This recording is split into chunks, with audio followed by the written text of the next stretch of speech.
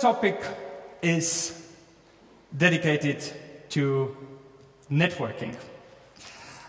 How many of you think that they know what's networking all about? Okay, not so many people. I'm glad to invite to the stage person whose business is networking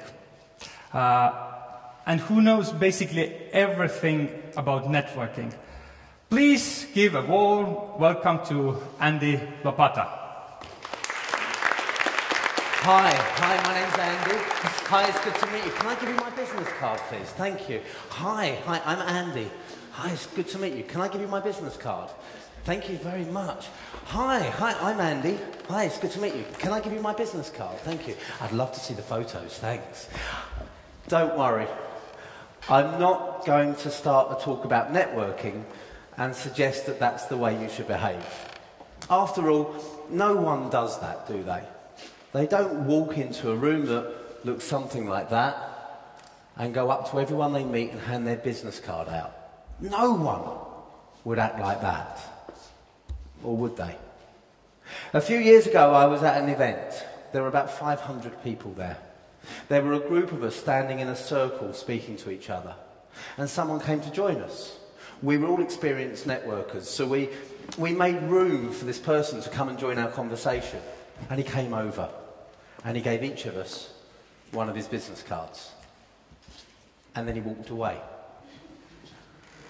And we looked on in astonishment as he carried on doing this around the room. There were two people over here talking. He gave them both a business card. There were two people over here. He gave them both a business card. There were two people here. He gave them both a business card. I've got to give this person credit. After a while, he realised maybe that's not the best way to network. Not in a room full of 500 people. Instead, what he did is he went over to the door where people were still coming in, and as they came in, he gave them all a business card. Hannes asked when he introduced me how many people knew what networking was, and actually not many hands went up, and I think that's quite interesting because networking has a different name in different places and it's perceived by people in different ways. But many of those perceptions are wrong. And many of those perceptions miss the point. To many people, that represents networking. A room full of strangers. A room full of opportunity. We're told that if you want new business, if you want to meet prospects, go and network. And you'll find this magical place. A room full of people who'll buy from you. And what happens? Everyone goes to this magical room to meet their prospects. Everyone goes looking to sell to each other. There's only one thing missing.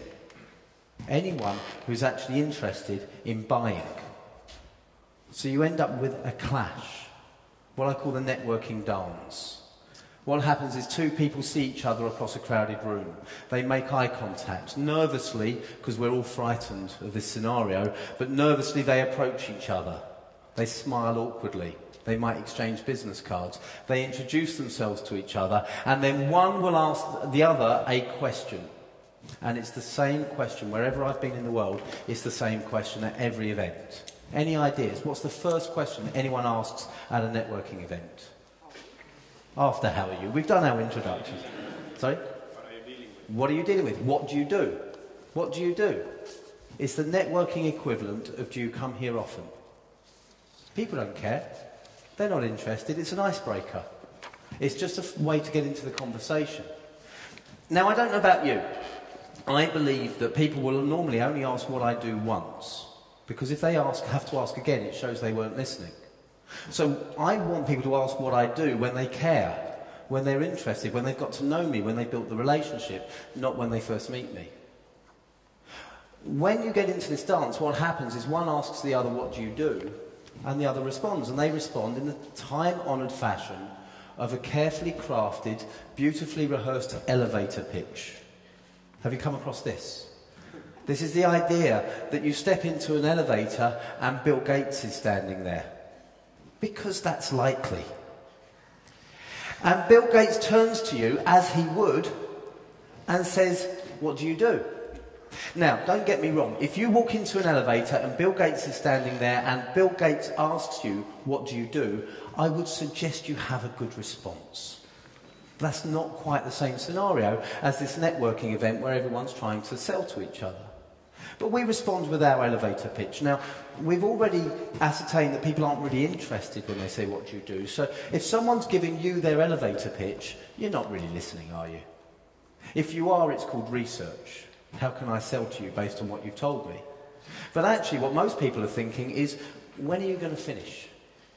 Because when you've finished, guess what you're going to ask me after that? What do I do? And that's my turn. That's my chance in the spotlight to share my elevator pitch with you. And we exchange these elevator pitches, we shake hands, and we move on. That's how a lot of people experience networking. For me, networking is fundamentally different to that. Events like this are important. Events like this are important. Online networking, sites like LinkedIn and Twitter and Facebook are important, but none of them are networking. They help facilitate networking. They help you meet more people. They help you build deeper relationships. But networking is about the network you build through those events and elsewhere. The relationships you build with the help of those networks and in person. And it's the support those networks can give to you. And that's what I want to talk to you about today. I want to look at the main reasons we network, what it can deliver to your business, and in particular, how it can help your business go global. That's the focus of today. So let's have a look at the state of the UK economy at the moment. You know, I gave a talk this morning and I had someone ask me the question because it was in the news yesterday that the UK has officially gone into recession. And, you know, the UK has been tough. Business-wise, economy-wise, for a few years now. But actually there's a lot of good things going on and we need to be aware of that. But the nature of the economy in the UK is changing, and it's not just in the United Kingdom, it's all across the world.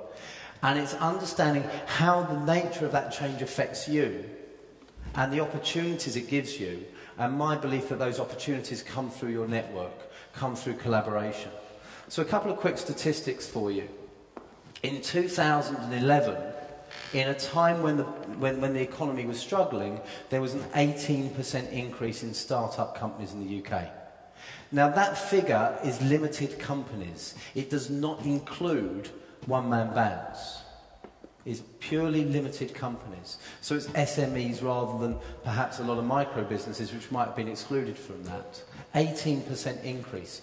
99% of all UK enterprises are SMEs, small and medium-sized businesses. You pick up the financial pages in the major press in the UK, all you read about are big corporates. The vast majority of column inches are given over to big business, yet the vast majority of business is small. And there are a lot of reasons for that change. I mean, the UK's always been, we were famously called a nation of shopkeepers. You know, we've always been about small business. But it's growing and growing and growing. And the credit crunch, the economic crisis is a main cause of that, because so many people are being made redundant. And they're being made redundant from industries where there aren't other jobs to go into. So many people take that as an opportunity to set up on their own. We've probably got more consultants in every road than there are cars now. So a lot of people set up on their own, some because they're forced into it, but many, I believe, because there's an opportunity. There's now a culture in the UK of setting up on your own, of establishing your own business, being your own boss. For the last 2 years, I've been doing a lot of work with a major British corporation who have made a lot of people redundant. And my job has been to go in and train those people on how to use their networks to get a job, to find another position.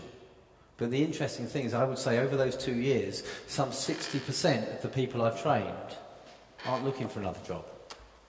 They now want the opportunity to either freelance or set up a different business. So the culture is changing. What does that mean for you? And what does it mean for the economy generally? The first thing it means is there's a lot more competition than there ever was. There's a huge amount of competition. As soon as you set up something and it's successful, someone else will copy it. They'll want to do the same. And more people and more people and more people will do it. So you always have to be aware of the next step, what gives you the competitive advantage.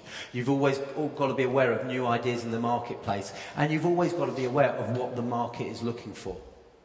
The second thing that's happening is it's actually taking away some of the power of corporate business. Because what's happening is small businesses are collaborating more.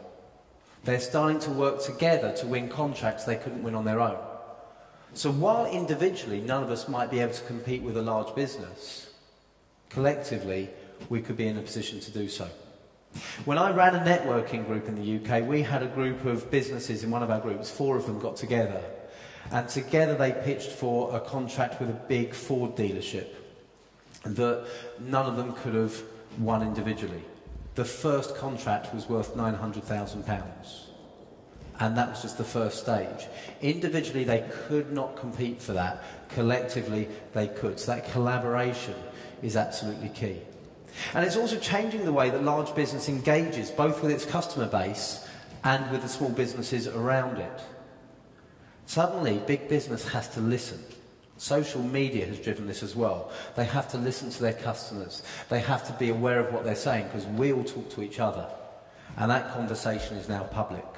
So there's a lot of changes. And if you're looking to do business in the UK, you're looking to do business with each other across the Estonian and Finnish borders, or you're looking to do business elsewhere in the world, these are the sort of factors you need to be aware of.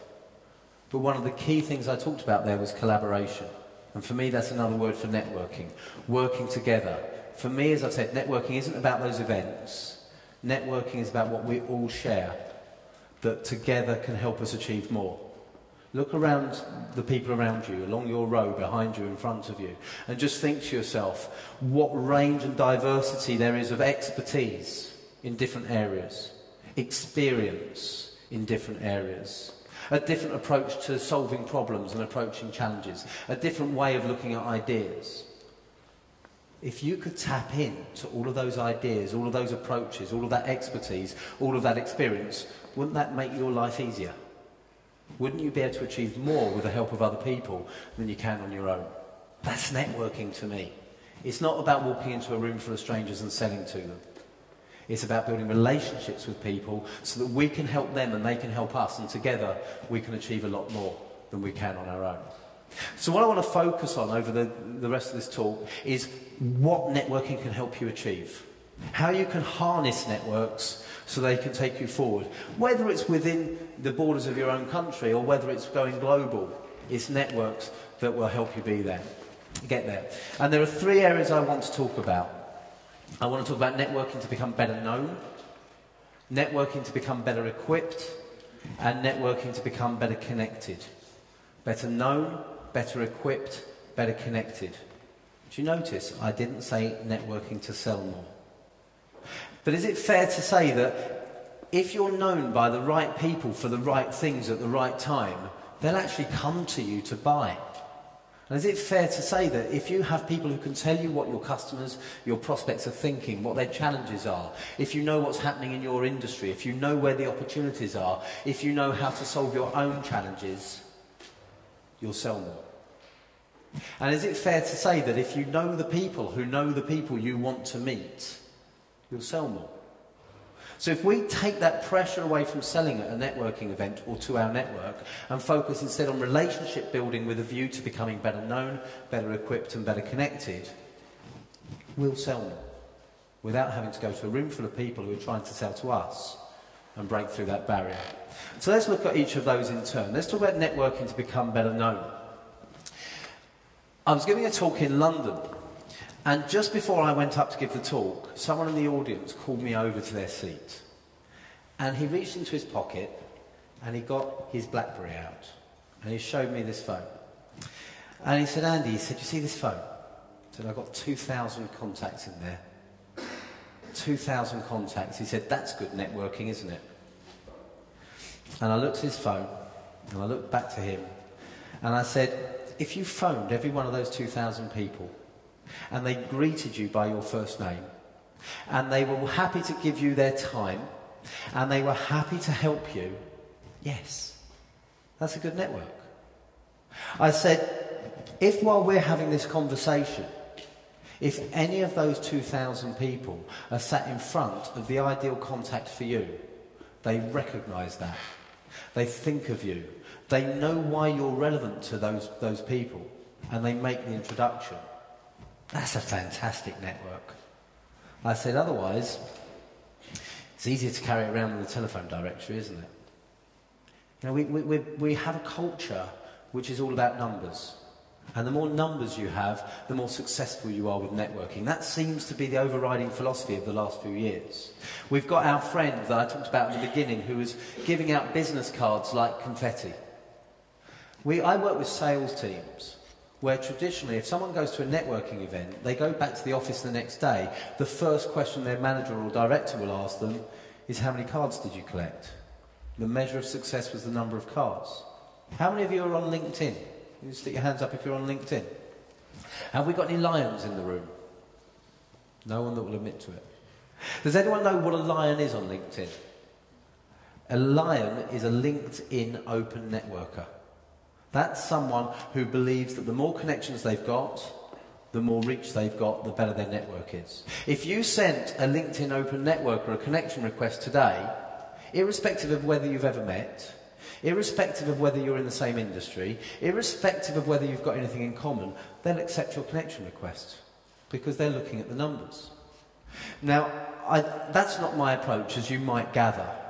I won't stand here and say that doesn't work because I know LinkedIn open networkers who swear by it. But one of them said to me recently, he said, that's not networking for me, Andy. That's marketing. It's list building. That's all it is. But we have this culture which says the more numbers you have, the more successful you are. We've seen it on Facebook as well, people comparing how many friends they've got. There was an article in the London Evening Standard, the evening paper in London, late last year, that says there's now a new trend of defriending, of culling your network. And I saw at New Year, a lot of people were cutting their network down. So maybe the culture is starting to change. But you see, the old culture, the culture I'm talking about, for me, misses a key point. It's all about breadth. It's all about the number of people in your network. It forgets the depth. It forgets the relationships. You see, we could exchange business cards today, we could exchange LinkedIn connections, but if we never get to know each other, if we never get to build trust, then why would you ever refer me? Why would you ever support me? Why would you ever invest in me? Dr. Ivan Meisner, who founded BNI, which is the world's largest network, says that there's a simple process to networking, and I think this is a fantastic formula, a fantastic way of remembering it. It's VCP. V stands for visibility, getting people to know you, getting people to like you. C stands for credibility, getting people to trust you. Then P stands for profitability. What a lot of people do is they rush into networking saying, I need to find people who are going to help me build my business, and go straight for profitability. But they forget about the visibility and the credibility. You have to build that first. You have to build the relationship. And if you build the right relationship with people, they'll go out and talk about you. You want to break into new markets, you can't be there the whole time. So you need people to be talking about you when you're not there. Which means you have to focus on what that message is and getting that message out there, and you need the relationship to do that, so people want to find out about you. You can't just do that in an exchange of elevator pitches. You see, the old culture I talked about is a culture that's based on an old cliche that, from what I've found so far, is pretty much commonplace around the world. It's not what you know, it's who you know. Have you come across that phrase before? It's not what you know, it's who you know. There's value in that. I've got contacts in my phone that are very valuable for me to have. And if I need help, if I need support, if I need an introduction, I can phone them and I can ask for that help. But when I look at where most of my opportunities have come from, I didn't know they existed. I didn't know the opportunity was out there until someone phoned me. You see, most of my business comes through recommendation or referral, where while I'm here speaking to you, two people are together and someone recognises that opportunity for me and suggests that the other person contacts me or puts me in touch with them. You see, it's not what you know, it's who you know. Suggests that, yes, if you've got a contact book, that's good enough. It's not. It's who knows you and what they know about you. How much time have you given over to thinking about what you want your message to be? What you want people to say about you when you're not in the room? What you want people to say about you when you're in other markets, or when they're in other markets and you're back here or back in Finland? How much time have you spent thinking about what that message is? Or do you just go up and try and be nice to people? And just try and create a good impression without creating the right impression, understanding what that impression should be? It's not what you know or who you know, it's who knows you and what they say about you. So what I'd like you to do is I want you to give that some thought. I want you to start thinking about what you want people to say about you and who you want them to say it to. We're just going to do a quick exercise here. What I'd like you to do is I'd like you to take a couple of minutes and talk to the people around you. And if you're sat with people that you already know, make it people around you to the other side. Okay? Because you can have those conversations after today. Build your network today as well. But have a chat and ask yourselves these two questions. What do you want people to say about you? And who do you want them to say it to? What do you want people to say about you? And who do you want them to say it to? If we take about 3 or 4 minutes, 5 minutes for that, let's see how you get on.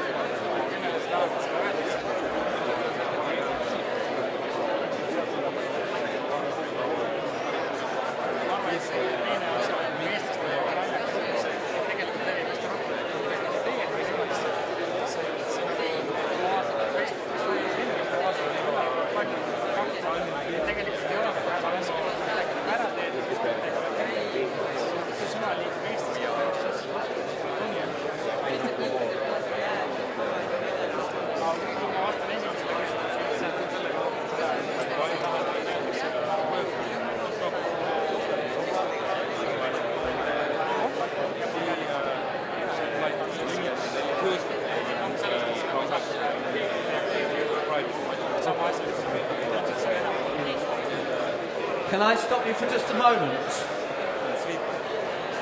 Can I just interrupt you for one moment, please? I just want to check something with you. So, I just want to check something with you. Obviously, I haven't been able to pick up what you've said. But I just want to check, has anyone been using words or terms along these lines? When people have asked you what do you want people to say about you, have you said words or terms like, we're professional, we're reliable, we're good at what we do? Anyone use those? A few nodding heads? Yep, those are the most common responses we get. We're professional, we're reliable, we're good at what we do. You might have said we're creative, or we find good solutions. Anything on those lines. A couple of things to think about. Number one, if everyone says that, how are you going to stand out? What's your real message? What's your story? Because it's the same as everyone else. But secondly, and probably more importantly, what does it mean? If it's the first thing anyone hears about you, they're professional, what does that mean? If I say to you, I'd like to introduce you to Hannes. You don't know Hannes, you say, why? I say, because he's reliable. Does that inspire you? Reliable at what? Why is he relevant to me? If I know why he's relevant to me, then I want to know if he's professional or reliable or good at his job. Not beforehand. I ran a workshop in Stockholm and I said to the group, what do you want people to say about you? And one woman there said, I want people to say I deliver. I said, what, pizza? What does it mean? So I want you to think about this a different way. I sort of lured you into a little trap there. I'm going to turn the questions around. What we always do is we talk about ourselves, what we want people to say about us. Instead of thinking about who's going to hear it and what they need to hear in order to motivate them to want to meet us, because that's what we're looking for, isn't it? We want the result of what people say about us is that we attract the right people. So surely the better approach is to think about the right people and what they need to hear, rather than what we want people to say. So, different approach. Who do you need to hear about you, and what do they need to hear in order to encourage them, to motivate them, to inspire them to take action? Okay? Different way of looking at it. So we'll take a few more minutes, back into your groups, approach it from that direction.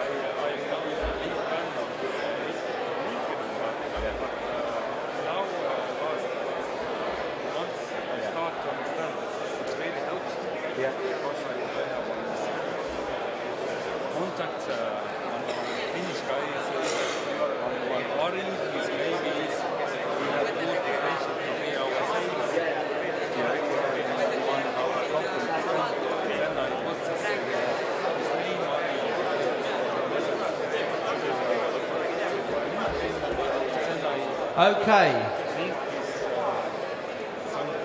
If we can pause there. You know, this is actually quite a difficult question to just spring on you and say in 3 minutes, come up with what you want people to say about you, what you want people to hear about you. But it's something you need to spend more time on. It's something you need to focus on. So take this away. Talk to people in your company if you work with other people. Talk to people that you work with, network with them if you don't. But also do talk to people from outside your industry, people with different perspectives, because they may see things that you're missing and everyone else in your industry misses. But start thinking about it. Who is it you need to hear about you? When people are talking about you, what's the message?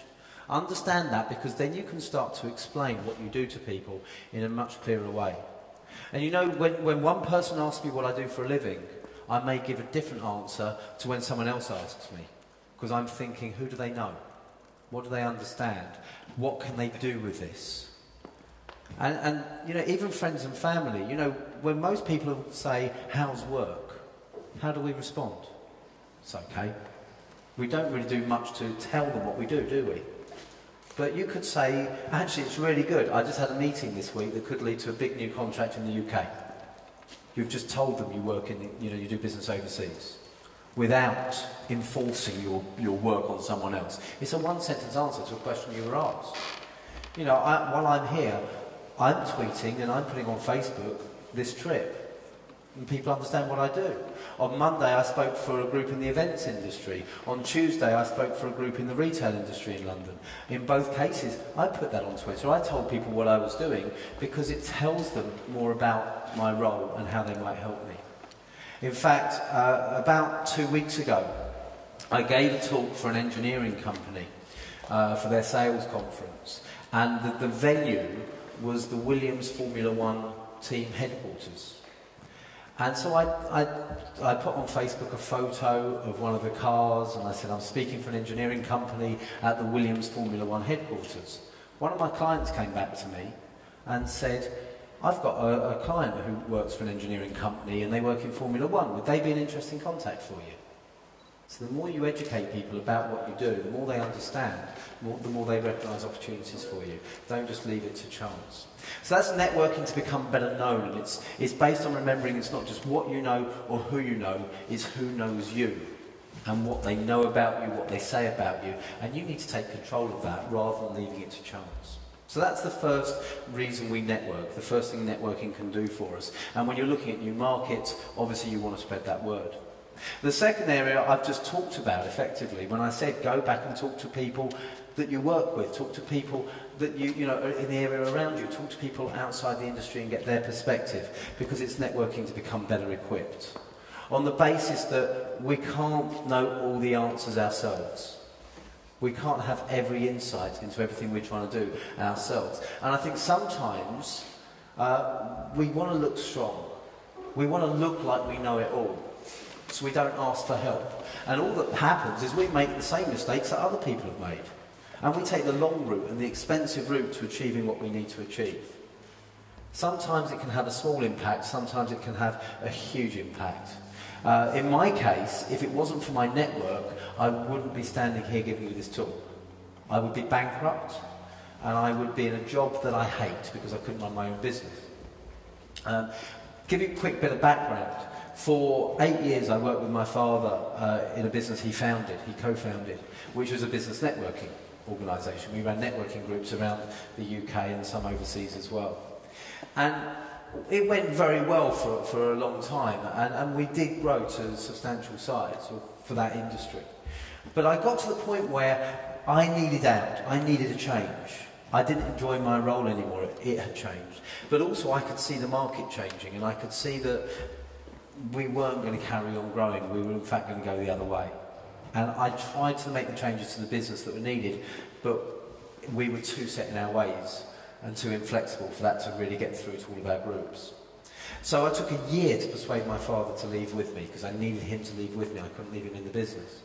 And part of my agreement with my father was that if we left, I wanted to do this. I love speaking, I love training, I love mentoring, I love helping people network more effectively. But he didn't see the commercial possibilities in that. So part of our agreement was that we would open another networking organisation. An opportunity that we had seen to mix the online and the face-to-face networks, create something in between. And so that's what we did. I did some training, I got a contract with one of the big banks, but the core business was to be this network, which we called Word of Mouse. And it was between the referral networks like ours, which was like BNI, and the online. And it didn't work. It was failing dismally. Being web-based, it cost us a fortune because we didn't get the specifications right. We went through 3 web developers. It sucked out all of the money. Over 6 figures went into that business. And it just went and went and went. And we had to keep spending because we couldn't just cut it off and try something else. We had to get it right, so we had to keep spending. We got to the point where all of the money we sold our shares for had gone. We got to the point where I was paying my wages on credit card every month. Not something I recommend. And it was looking pretty dire. Fortunately, I'm a member of a mastermind group. Now, a mastermind group is a fairly old concept in networking, but it's a fairly new one in terms of popularity. But it's where you get a group of peers together. A group of people at a similar level, facing similar issues, get together on a regular basis and share their challenges. And I was part of a group like this, and it's called Wildcard Pack. And what would happen was that we would meet every month, And 2 of us would get the chance every month to be in the hot seat, where people would try and address our challenges. And what would happen is that for 20 minutes, you would explain what your challenge is. And then for up to 2 hours, there would be questions, interrogation, really to get to the heart of the problem. And then everyone would come up with their suggestions, their solutions. So I went there and I sat down in the hot seat. And they said, explain your challenge. And I explained my challenge. My challenge is that this network isn't working. And we've invested all of this money. We need people to join, and we need, when they join, to participate in a way that makes it work. Our marketing isn't working. How can we change our marketing? Then we started the questions. And the first questions were the ones you probably expect. Can you explain how the network operates? How does it differ from what's out there at the moment? How are you marketing at the moment? Who has joined? Who's your target market? The sort of things that you might expect. Until about 15 or 20 minutes in. And at 15 or 20 minutes in, someone asked a question that just changed the whole business. It turned my life around without being over dramatic about it, because it did. She simply said, Andy, is your heart really in this? Now I knew it wasn't. This was the compromise. I wanted to be doing this. This is what I enjoy. And I think my parents knew. But they needed this to be successful as well. So none of us could admit it. But the comment that came back was, well, Andy, you're the front man. If your heart's not in it, if you don't believe in it, why would anyone else? This is never going to work. So immediately, we had that validation of a gut feeling that came from someone else, someone objective, that made a huge, huge difference. So we spent the rest of the session, instead of focusing on how we could market something that would never work, how I could put together a business that would work, based on what I am passionate about. And so I went away from there with my head buzzing. My parents knew what I was doing. They've invested everything in this. Naturally, they're keen to know all the great new marketing ideas I've come out with. So just after 5 o'clock, my phone goes. It's my father. How did it go today? I've just got to say to him, it was great. You know, basically, I had to accept my heart's not in this. I don't believe in it. We have to scrap it. We have to write off all of this money that we've lost. And by the way, we have to build a business out of what you don't believe will work. So I said, I'll call you in the morning. And I went home and I went to sleep on it, and I didn't sleep very much, and I got up at 5 o'clock and my head was buzzing with ideas. And so I sat down and I mind mapped out the ideas, and I mind mapped out the new business plan. And at 8 o'clock the phone goes, and it's my father, and I've got to say to him, we've got to cut our losses, we've got to write off the money, we've got to do what you don't believe will work. And I said, I'm coming over. Nothing like putting anything off, is there? So I went over to my parents and I sat down and I showed them what I'd put together, and I explained the feedback we'd had, and they went with me. Now if I'd have done that on my own, just saying, look, I'm not really happy and I think we can do this, they wouldn't have gone with it. I tried, they wouldn't have gone with it. But because I had the validation, the external validation of other people, they listened and they agreed. And what we did was we contacted 8 of the people from that network, and we said, will you give up a day of your time again? We'll buy you lunch. I want to present to you my new business plan, and I want you to take it apart and put it back together again. And they did. And 3 of those people became mentors to me into the business. One of them came in and consulted to us for 6 to 8 months as we grew the business. And I've now got other mentors that support me as the business grows. That was about 3.5 years ago. Our turnover and the business has grown something like 40 to 80% a year, every year since. The business has gone international, as you can witness. And it's growing and growing. We're now at the stage where we're looking at how we're going to scale the business, how we're going to bring other people in. We have a growing and successful business. If it wasn't for other people, I'd be bankrupt and I'd be in a job that I hate. We've got to open ourselves up. We've got to open up for help and support. We've got to be honest. We've got to be vulnerable. Because sometimes it's just too late. I saw people who were in our networking groups and came along every week. Everything's rosy, business is great. And then before anyone knew it, they weren't there because their business had gone bankrupt. They never asked for help. You have to be willing to ask for help. But it's not just the big dramatic times which could turn your business around. It's the simple advice and help that you need. If you want to break into new markets, Meet people from those markets. Find out what people are thinking. Find out what the situation is. Find out what you should be saying, who you should be talking to. Don't do it all by guesswork. If you want to develop your business in a new field, do the same thing.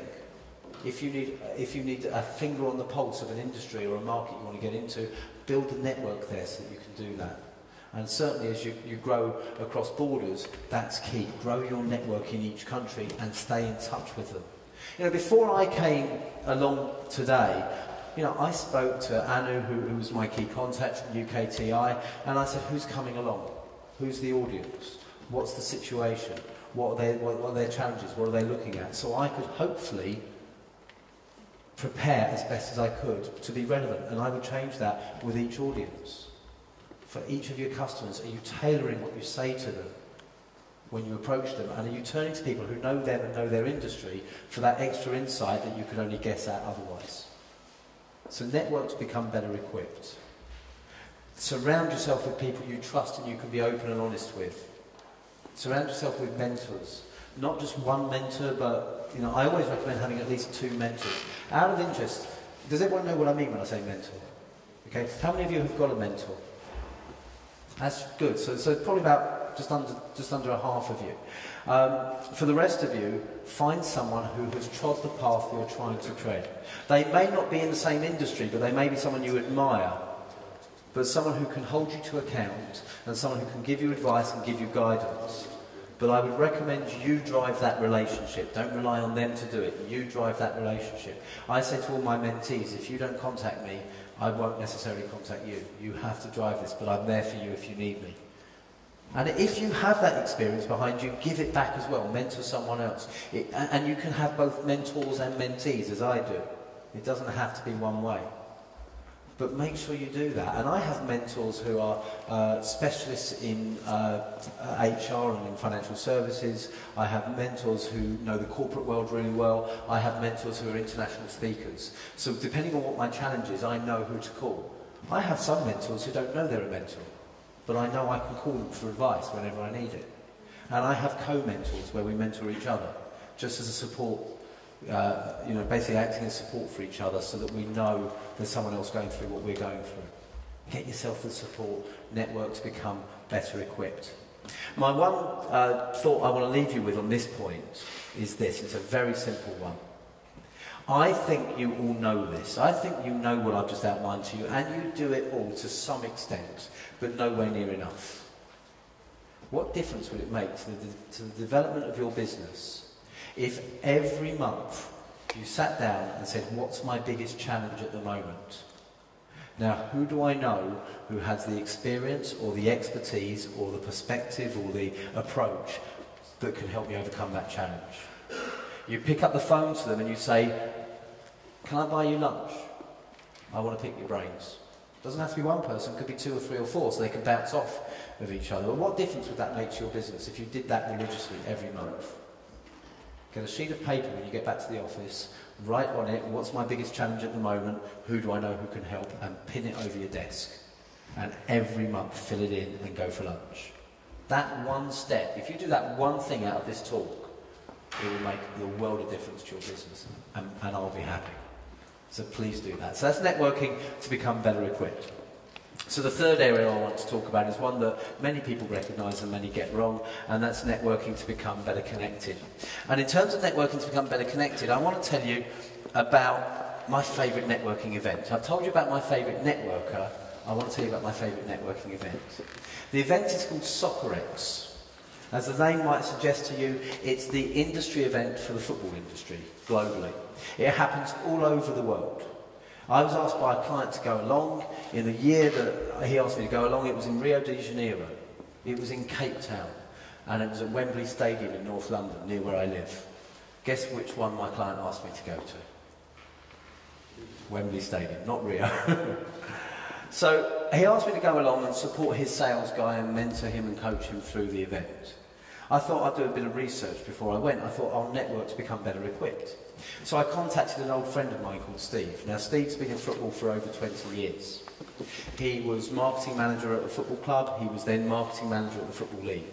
He left there to become chief executive of a professional football club in the lower divisions in English professional football. He went back to a Premiership club as commercial director. And at the time that I asked him this, he was the assistant to the chief executive of a Premiership football club. Do you think he would know what I needed to know about SoccerX? I said, tell me about SoccerX, Steve. He said, well, what happens is all the suppliers for the football industry go, and they go to meet the commercial directors of the clubs. And all the top clubs in the world are there.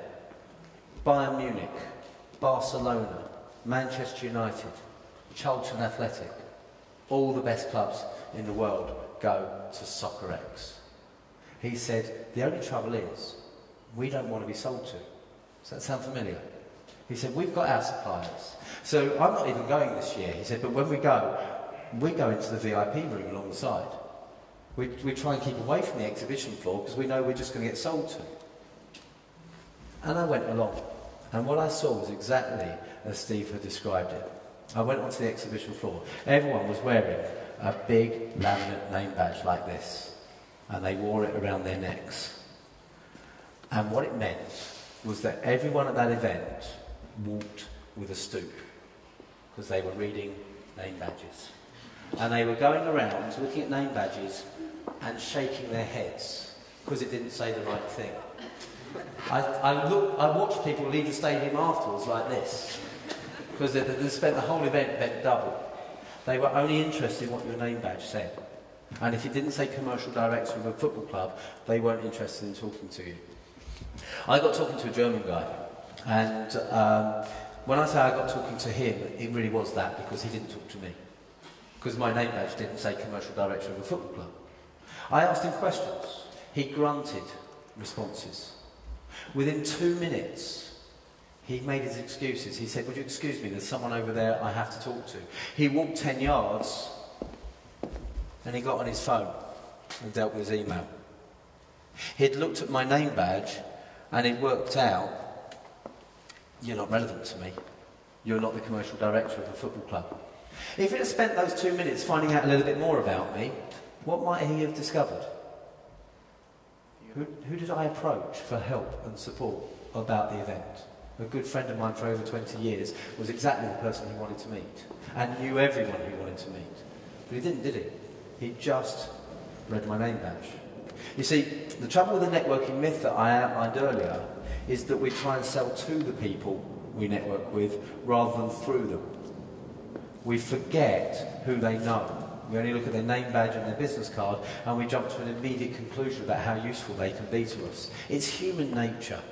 It's actually quite difficult to battle, but we have to if we're going to network effectively. You don't know who people know. A few years ago, I needed to get a hold of a Chicago Cubs baseball jersey. And being a sports fan, I thought I'll get a signed one. But I was told that's next to impossible. In America, you can't get signed jerseys that easily. I like a challenge. So I wrote to some people I knew in the States. One of those people was Dr. Ivan Meisner, who I mentioned earlier, who founded the world's largest network. And Ivan sent my email on to his regional directors around the Chicago area, saying, can you help my friend from London? This is what he's looking for. And they passed it on to their members. And I started getting emails from people in Chicago I'd never met, saying what size and who do you want to sign it. I thought this sounds great. So I went onto Twitter and I tweeted, this is what's happening, watch this space. And someone I know who's from London, who is a magazine publisher I've written for on occasion, replied to me. He tweeted me back. He simply said, have you asked my sister? Now, I knew what his sister did. He'd told me, but I'd never met her and I wouldn't have dreamt of asking her. And I said this to him, but he said, no, go ahead, I'll introduce you. And he did. He introduced us on Twitter. She sent me her email address. I emailed her what I was looking for. And she replied. And she said, that shouldn't be a problem. In my job, that shouldn't be a problem. She said, we're a bit busy at the moment with the G8 summit. But when we get back to Washington, I'll ask around the office. She said, I've got a feeling that Hillary was a Chicago fan before she went to New York. I was with the mayor of Chicago last week. I couldn't really ask him direct, but of course my boss is from Chicago. Would he like it presented on the pitch? She's the Deputy Communications Chief at the White House. Now, this is the half-sister of a business contact friend of mine. It's nothing to do with what I do for a living. It's the network of the people in my network, and we forget about that. We're all a lot more connected than perhaps we think we are. So I thought it might be nice to find out how well connected you are as a group. So one last breakout exercise. I want you to find out and get together in groups and discuss how you would use your network to approach 3 people. Okay? The 3 people are Andrew Sansip, Carmen Kass, and Bill Gates. A very dodgy looking photo of Bill Gates. How would you use your networks to get through to those people? The tip here is it's a theory called 6 degrees of separation. It says that we're no more than 5 steps from anyone in the world, as I showed with how I would reach through to the President of the United States. Who do you know who might know someone who might know any of these 3 people? I want you to get into groups of about 5 or 6, and I want you to look at each of those. We've got 5 minutes to do this. And say how you would use your network to get through to these people. There are a couple of rules here. The first rule is what I call the mobile phone rule. Do you remember the guy I talked about earlier on who said, I've got 2,000 contacts in this phone, isn't that a great network? And I said to him, if you phoned every one of those 2,000 and they greeted you by your first name, that's a great network. Well, that counts. So it can't be, I once met the Prime Minister, when I went to a reception. Or I know someone who met him once at a reception. There needs to be some kind of recognition, some kind of contact. Okay? And that needs to go for each of the levels. You may have to put some guesswork in, but you'll have to see where your connections are. If you know them, that's 1 degree of separation. If you know someone who knows them, that's 2. If you know someone who knows them, that's 3, and so on. Let's find out how well connected you are. So get into groups of 5 or 6, find out how well connected you are. We'll do this for 5 minutes. What about Bill Gates? But I guess StartSmart University. It's Estonia. Yeah. This might be possible to the Bill Gates.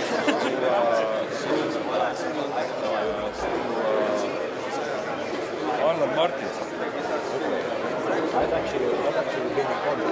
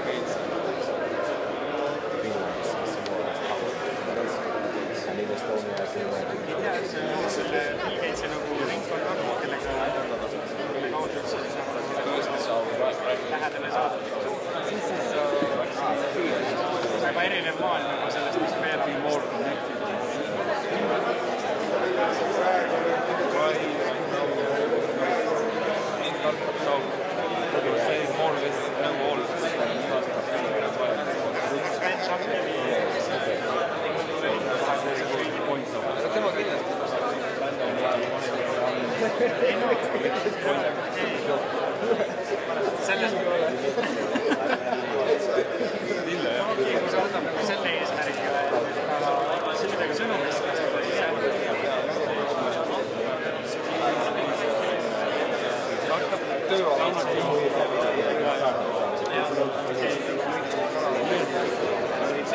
Actually, he been funny a week ago.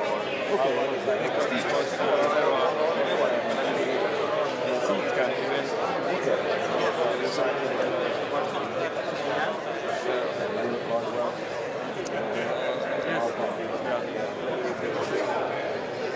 I'm not a friend, but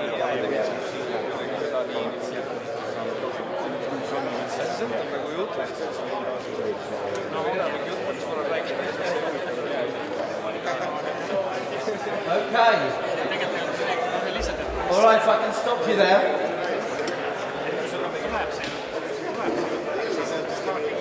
So let's find out how well you got on with that. So what I'm going to ask you is, I want one person from each group, probably the one with the best connection in each case, to put your hand in the air if you can connect with each of these people in 6 steps or fewer. So what I'll say is, if you're within, not yet, I'll say, can you get to Andros Ansip within 6 degrees? And if you can, I'll put your hand up and then I'll start counting down. 5, 4, 3, 2, 1 means you know them.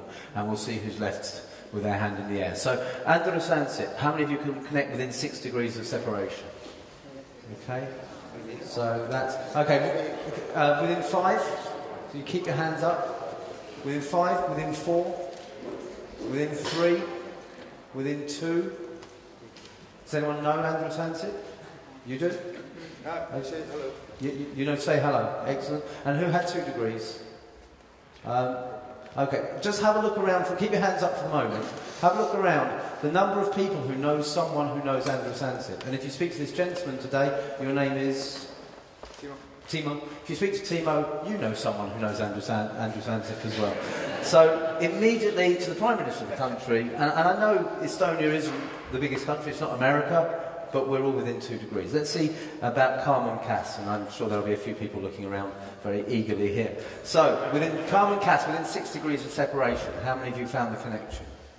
Okay, within 5, within 4, within 3, within 2, again, a big number. And anyone know Carmen Cass? And we'll talk afterwards. Yes, we have a gentleman at the back who knows Carmen Cass. I'm not going to ask why or how. I must say I have to be very careful with this exercise because I once did this in the UK and I was going to put Nicole Scherzinger up. Do you all know Nicole Scherzinger, who's the Pussycat Doll singer who dates Lewis Hamilton? But I couldn't spell her name and I didn't have a photo, so I just wrote up Lewis Hamilton.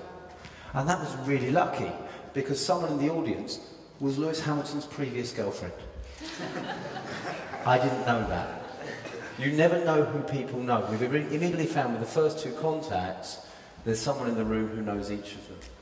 You know, and when you walk into a room and you look at those name badges and you write them off because they're not the right person for you, what are you doing? Who are you writing off? So many people will look at your badges and write you off because you're a small business, you're a startup. And you probably do the same.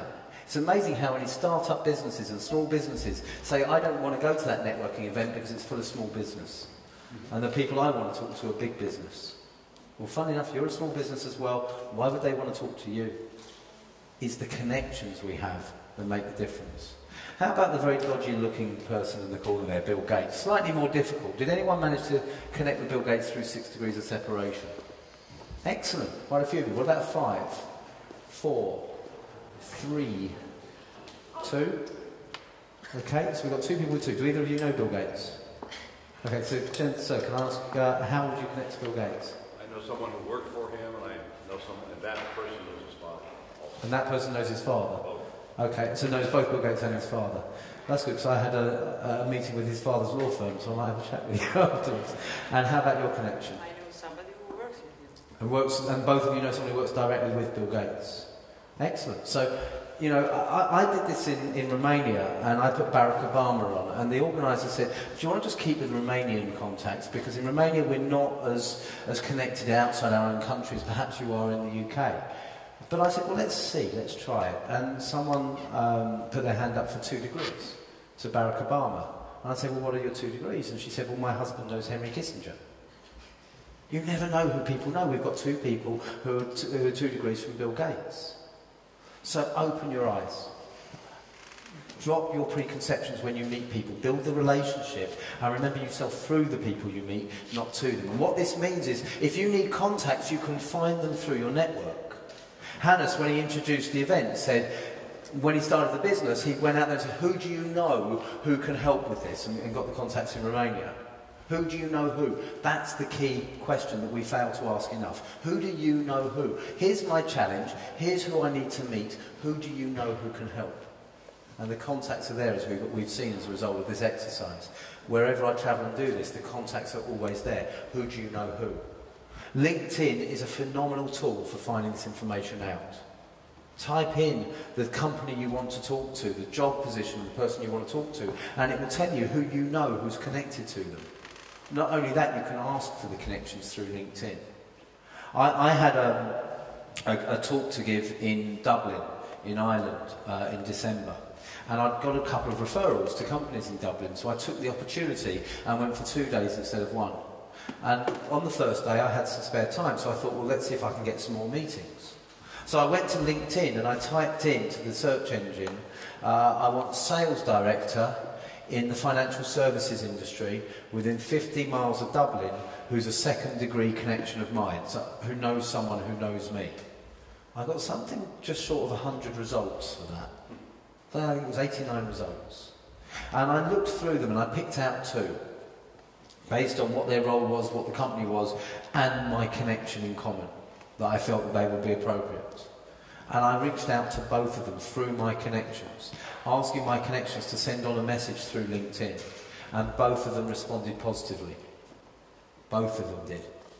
One of them was a global vice president of a part of Citibank. You couldn't do that through cold calling, but you can do it through your network. So use your network to get the connections you need. If you want to get into new markets, the question is, who do you know who? And ask people for those introductions. I started out by talking about how business is changing. There's more small business, more small enterprise, and we can collaborate together to win more business than we could before. My client, I am so proud of the client list we've built up since we turned the business around. They really are blue chip companies around the world, and they've all come through referral. Every single one of them has come from a personal introduction. And there's nothing special about me. Everyone in this room can do that as well, in whatever country you want. You just have to build the network and then put it out there and ask for the connections. You never know who people know. So that's the 3 reasons we network: to become better known, better equipped, better connected. I started out by talking about networking events and networking sites and how they're not networking. But they do help the networking process. But there are so many of them.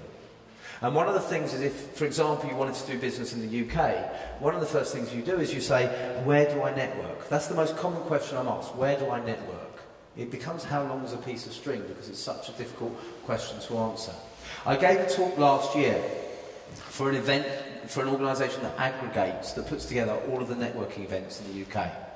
And on the day that I spoke, there were 14,000 events on the site. 14,000. You can network at breakfast, you can network at lunch, you can network at dinner. In between those events, you can get your smartphone out and network. You can go home and get on your computer and network. I once spoke at a 24-hour charity networkathon. You don't even have to go home. So with all of those opportunities, how do people choose which networking event to go to? Does anyone know what the most common reason to go to a networking event is? Any ideas? Free food. Free food? No. Suggestions, ideas for your business? No. Not sales, not new contacts, it's none of these things. The most common reason we go to a networking event is because we've been invited. Is that fair enough? I thought the free drinks. The free drinks as well. Well, when you see the invite, you know there's free drinks there. It's the most common reason is because we've been invited. Why did you join LinkedIn? In most cases, it's probably because you got an invite, or you got several and you gave in the end. There's very rarely that rational thinking about what do I want to achieve and is this the right place. With 14,000 events in the UK, how many people are making the right decisions based just on the invites they get? So we have to look at it a different way. So if you're looking at networking events, networking sites, either here or elsewhere, look at it this way. Networks help us become better known, better equipped, better connected. There is overlap there. So you can go to an event like this, you can learn a lot, so you become better equipped, but you can talk to a lot of people and raise your profile as well. But know what the main reason you want to be there is. So I look at events, and I don't say, is it a breakfast meeting or a lunch event? I turn around and say, is it profile building? Is it brain building? Is it referral building? What is it going to help me achieve? And if there is overlap, what's my primary objective for being there? Taking LinkedIn just as one example. If you say, I want to use LinkedIn to raise my profile, you think, well, where do I want to raise my profile? Who with? And that might guide which groups you interact in. And it will guide you to interact, because you know you can't just join a group and sit there. If you want to raise your profile, you need to interact and engage with people. If you use LinkedIn as a brain building tool, where will people be having the conversations that are going to help me? Which markets do I want to break into? Are there conversations around that market? Use the answers section on LinkedIn. Or if you want to use it as a referral tool, connect with people who would refer you, and then look for the connections in the way I outlined before. That's just one site. But every network, you can pick a primary reason for being there and focus on that. Networking isn't about running around and dishing out business cards. Networking isn't about getting to as many events or on as many sites as you can. Networking isn't even about those events or sites. Networking is about the relationships we build and where together we can go with those relationships. Networking is about collaboration. Understanding that I have things to offer you that will help you on your journey, you have things to offer me that will help me on my journey, and if we pull those resources, we can achieve a lot more. If you focus on networking for that, you can build your business in Estonia, in Finland, and elsewhere. But collaboration and networking is the key. I've been speaking about networking for probably about 10 years now, and around 10 years ago I picked up a phrase in a book that looked quite odd at first, but when you think about it, when I read it, I thought, that is what it's about. And I finished a lot of talks over the last 10 years with that phrase. If you want a successful business in 1 year, grow wheat. If you want a successful business in 10 years, grow trees. But if you want a successful business for life, grow people. Thank you very much.